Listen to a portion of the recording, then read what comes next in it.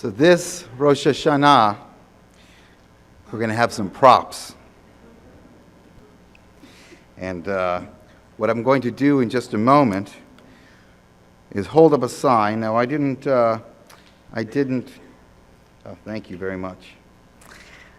I didn't invent this sign. This sign is something that I borrowed from a colleague of mine, Rabbi Stuart Federow down in Clear Lake. He puts this sign out in front of his congregation every year for Rosh Hashanah and Yom Kippur.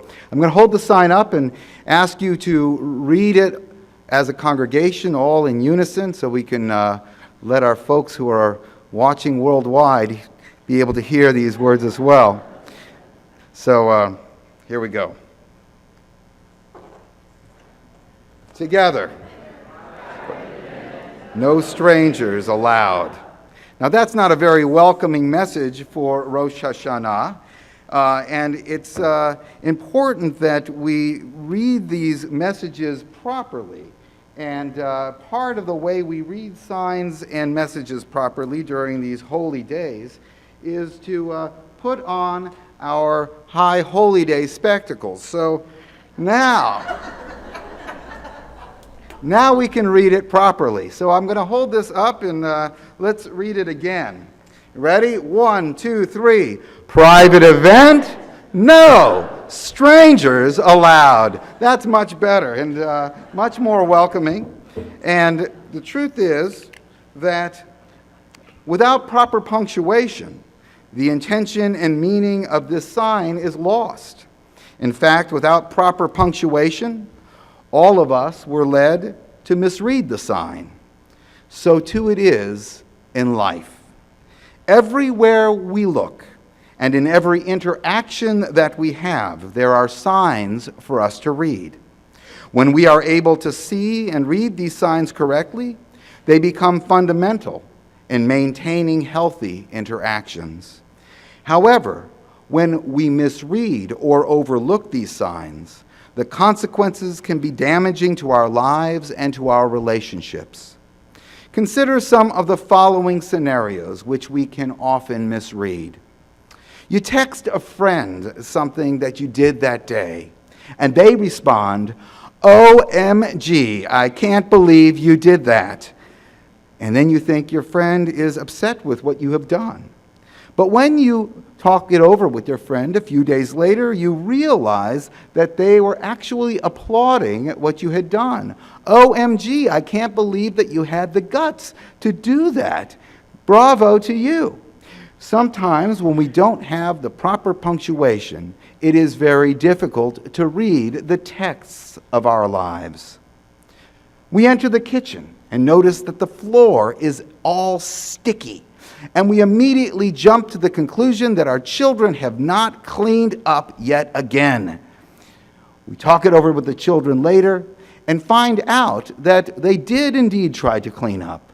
The trash can is full of paper towels, and they just have not yet learned the importance of soap and water. The rabbi doesn't care about me. He didn't visit me in the hospital. In reality, because of HIPAA regulations, the rabbi didn't know that you were in the hospital, and of course he cares, and of course wants to make the phone call. But so often we jump to conclusions and assumptions based on an incomplete text. On Rosh Hashanah, also referred to as Yom Hadin, the Day of Judgment, marks the beginning not only of the new year, but of a period of time set aside to pause and consider ways to make better judgments in our lives. We are to look inward at ourselves. We are to look outward at the world around us. And we are to strive to find ways of viewing our life through a lens of holiness, through a lens of divine judgment beyond us. Through the rituals and prayers of this season, we are provided with a set of sacred spectacles, not like the ones I just put on moments ago, but rather spectacles that help us view the world and our lives with better clarity, and precision. The shofar helps focus our attention. The high holiday melodies and prayers help manage our peripheral vision. And the metaphors like the book of life and the closing gates of heaven help us view things from a much broader perspective. As it was for us in reading this sign just moments ago, punctuation was the key to understanding the meaning and intent of the message. This day of judgment and the 10 days which are to follow help us to read the stories of our lives with proper punctuation. Like a fine set of spectacles, these high holy days help us to bring our transgressions into focus and enable us to observe our behaviors and their consequences in a new light. They help us to see that everything that we do has an impact on the world around us, and that each of us has the capacity to rectify the consequences of our misdoings. During this season of repentance and reconciliation, the idea that we can put on a new set of eyes or spectacles through which we might see the world with better clarity represents a powerful metaphor for us to consider. Now, I keep using this archaic word spectacles. Nobody says spectacles anymore. We say glasses, right?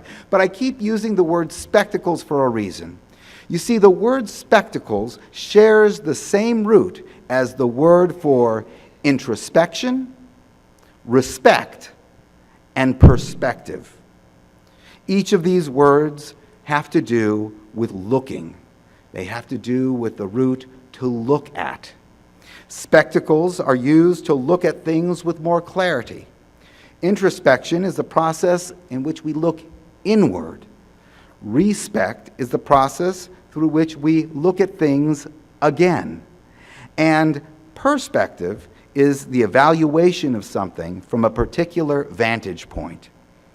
Rosh HaShanah invites us to put on a new set of spectacles, spectacles that help us inspect, respect, and gain perspective in our lives. Our starting point for this, in this season of penitence, in the season where we try to see things more clearly, is to look inward as we inspect how we have strayed over the course of the past year. Introspection demands that we identify how what we do and what we say impacts the world around us and calls us to be more fully accountable for our actions. Through this inward exploration, we need to open our eyes and bear witness to how our behaviors play a role in the unfolding stories of our lives and those around us. There is a blessing that is recited every morning in observant Jewish communities. It reads as follows: Baruch atah Adonai Eloheinu melech haolam pokeach ivrim. Blessed are you, eternal our God, ruling Spirit of the universe, who opens the eyes of the blind. Many of us are blind to the consequences of our actions. Our day-to-day encounters at home, at work, and elsewhere reflect a reality that often involves challenges in communications or patterns of tensions, mistrust, or ongoing conflict. While it may be easy to see that there are challenges that exist in our lives, it is far more difficult to look inward and take accountability for what we may be contributing to these ongoing interactions. We are great at pointing our fingers at others, finding fault in our children, finding fault in our spouses, finding fault in our employees or our bosses. But when it comes to pointing the finger inward, when it comes to finding fault in ourselves, our egos too often get in the way. I know a man who has a temper, and while he is not proud of it, he simply rationalized that it was part of his passionate personality, that he was hardwired to explode from time to time because he was so passionate about life. It was not until he started to realize that there was a major crisis unfolding within his family that he became aware of the fact that there were lingering effects to his temperament. He often sensed an emotional distance from his wife and from his children. He realized that his friends and family would often avoid certain topics in his presence. It was not until he sought counsel that he came to see that his family and friends would sometimes tiptoe around things whenever he was around to make sure that they wouldn't set him off. Oddly, what they could see, he could not. His sin was a sin of blindness to the emotional triggers that would cause his temper to rise, blindness to how his behaviors had been affecting those around him, until his eyes were open to the fact that his temper was a problem, until he understood that his temper was impacting the relationships of his lives in a negative way, until he recognized that his emotions could actually be controlled, and until he made a decision to do something about it, he could not begin the process of growth and healing in his life. We all can identify patterns in our own behaviors which need to be addressed from time to time. Through the process of introspection, we provide ourselves with a lens through which we might explore our roles and our conflicts in our lives. In this process of discovery, we find that there are always at least two choices. We can ignore the consequences of our misguided behaviors with the hope that time will heal and things will just resolve themselves. Or we can take full accountability for our behaviors. While the process of introspection may help us become more accountable, looking inward is not enough. We need to find ways to apply our newfound insights to the world around us, and this demands taking a second look at the situations in our lives. This demands respect.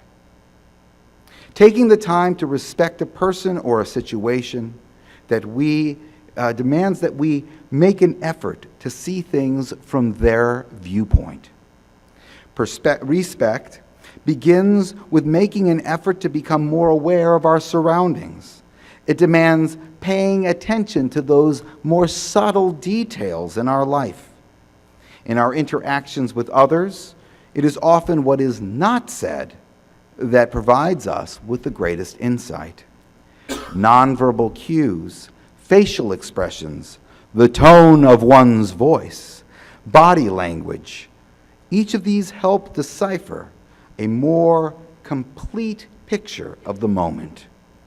Taking time to try to see and understand the entire picture in any situation that unfolds is essential if we are to demonstrate respect for others and for the world around us.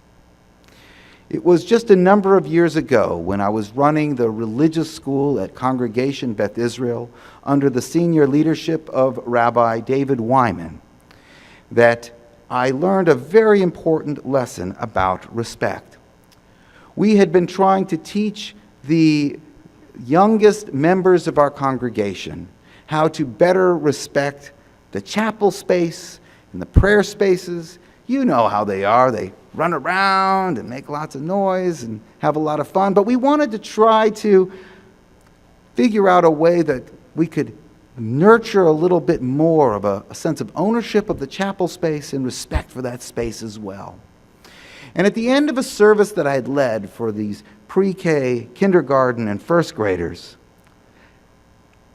at the end of that service, and the kids had left, Rabbi Wyman calls me into the pews. And this chapel had seats, kind of like stadium seating, where the chairs fold down. And Rabbi Wyman said, I want you to sit on the floor. So I sat on the floor. And he said, tell me what you see. I said, I see the back of the seat. He said, exactly.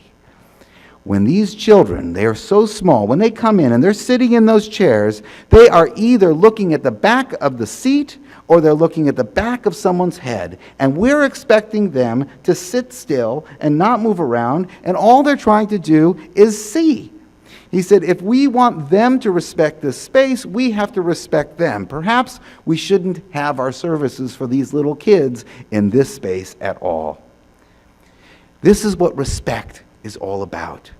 It's taking a second look, a look through the eyes of those who are presenting us perhaps with another idea. How often do we find ourselves so caught up in our work, so focused on a task, so frustrated by a situation, that we fail to see important cues and clues concerning our interactions? How often do we formulate our opinions of others before we allow ourselves to consider the complexities of their stories? How often do we jump to conclusions about what a person needs or wants without taking time to adequately listen to their narrative and assess the situation? The answer to each of these questions is that all too often we fail to respect the realities we encounter every day. Taking the time to look again at situations, at people, at ideas, before we decide how to respond. Pausing to take a second look is what respect is all about. And when we do so, we not only change the course of our interactions, we may ultimately change our own perspective. Gaining new perspective of ourselves, our interactions with others, and our lives in general constitute the ultimate goal of this day of judgment. We are given 10 days to inspect and respect our lives with the expressed intention of gaining a glimpse of our lives through the perspective of the ultimate judgment. Metaphorical constructs like being inscribed in the book of life, the closing of heaven's gates, the ominous consideration of who shall live and who shall die. These are all tools which we employ to help us consider our lives from the perspective of something beyond us, something greater than us, something more powerful than us. These holy days serve to remind us that our lives and our interactions are not just about us. Therefore, it is our responsibility to strive to consider life and the world through a heavenly lens, as well as our own. This is the ultimate perspective that we seek to achieve, and we are given 10 days to do so. During the next 10 days, we are expected to wear our high holy day spectacles